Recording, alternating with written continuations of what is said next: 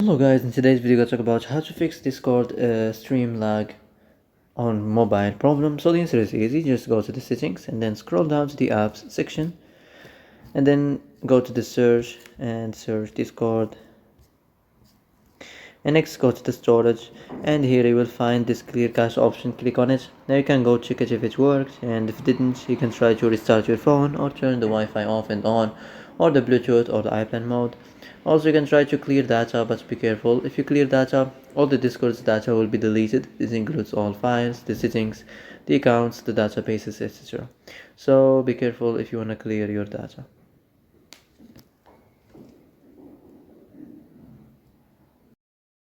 So that's it for today's video. I hope this is the answer you've been looking for. If you like this video, don't forget to like and subscribe, and see you in the next video.